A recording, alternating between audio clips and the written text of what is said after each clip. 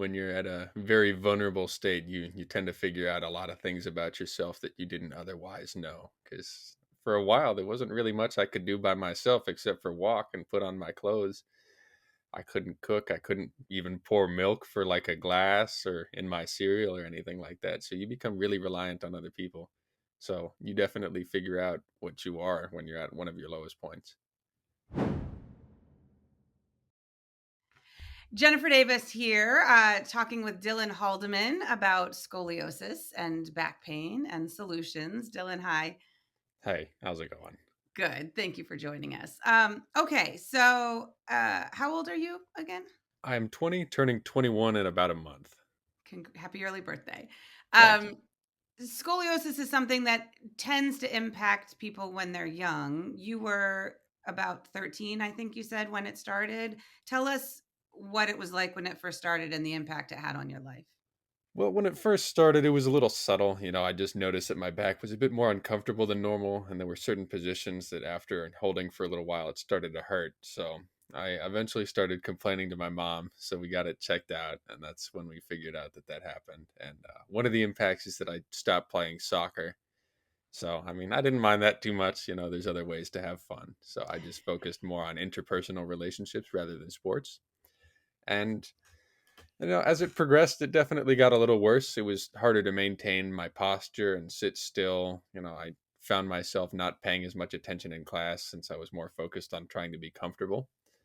And uh, I guess, yeah, it just got to the point where it got bad enough that the doctors recommended surgery. I did my best with like physical therapy and all of that stuff, but there's only so much that you can do. So we got it fixed up. So that happened on May 22nd of 2023. So And it was about 2 years multiple ago. levels, right? I mean, Yeah. how many levels are we talking about? I think it was 7 or 8, one of the 2. I don't remember exactly, but How hard was the surgery? it was pretty rough. I mean, I was under the knife for about 7, maybe 7.5 hours. Spent 4 days in the hospital afterwards, but as far as recovery goes, it was about as good as I could ask for. The people there were nice, and, my family managed to take care of me pretty well, so we And bought a what was reclining chair. you got a new recliner. Okay, Yeah, good. it was nice. What was the result of the surgery? Does it Uh magically make everything better?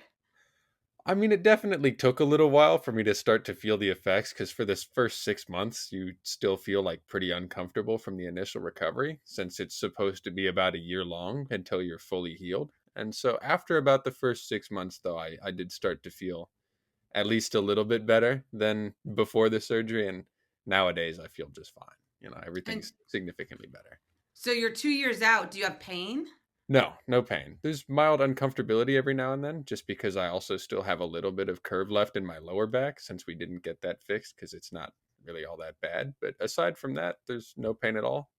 Do you wear a backpack now? Do you carry heavy luggage? Do you ride roller coasters? Like, are there things, do you do whatever you want or are there some limitations? Yeah, so I can basically do whatever I want. I do still wear a backpack. So I remember there was a short time where we were considering getting me a rolling backpack after the surgery process, just because I wasn't supposed to be lifting anything heavy. And I was going to like go on vacation a little bit. But my family managed to take care of me pretty well, so they helped me out with all the luggage. But yeah, I can basically do whatever I want. I'm back exercising, so I'm in the gym. I'm lifting some fairly heavy weights, I'd say, but nothing crazy. That's amazing. When your surgery was done, I know that Dr. Ehsan Jazini, your surgeon, he did use AI to help tailor the rods to you.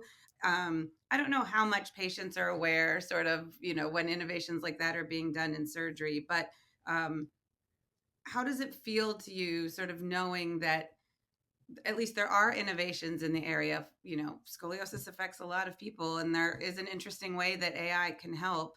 Um, how do you feel about tailoring these solutions to the patient? Do you think it's a good I thing? mean, I thought it was a pretty neat idea. I mean, I wasn't exactly aware that he was using AI for it. I'm not necessarily against it, but I mean, it turned out pretty well, so I have no qualms. But as far as I was aware, I think he said something about sending all of the information over to France to get it like made over there, and that's about as far as I was informed about the creation process. But I mean, it AI seems to do its job well. I'm here, I'm feeling great, so no complaints at all.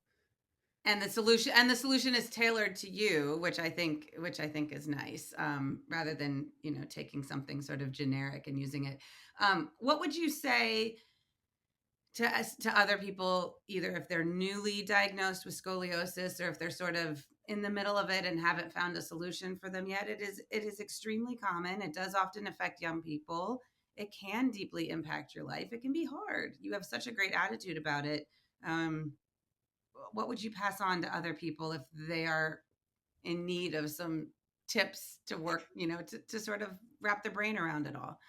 Yeah, I guess there's not really much I can say just because it's so like individualized based on the person. So you just kind of have to figure out what works for you. For me, what worked was making my backpack a little lighter, making sure I'm wearing both straps, find a comfortable position, maybe get like a mattress topper if you don't have one, because sleep is going to be different if your back is a little bent. So if you're a side sleeper like I am, you have to find some way to make that a little bit more comfortable and get a comfortable chair. That's it's going to help a lot. And it's That's the very key. noticeable.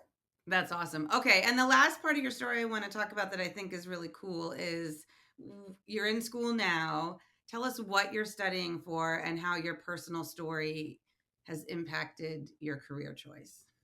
All right. Well, I'm currently in school for my biology degree. I want to go into pre-medicine at some point. So I've always been interested in sciences. I've always done well in them as well. So I remember in high school, I took my first like human anatomy and physiology class, and I thought that was pretty interesting. And that's what inspired me to potentially go down the medicinal path.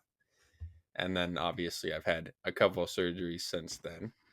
And I guess just knowing the impact that a good doctor can have on the entire process really made me realize, oh, wow, like that's pretty important for someone to experience. And I thought that it would be great if I was going to be one of the people who would assist people through their life changing events and try and make it as comfortable of a process as I can.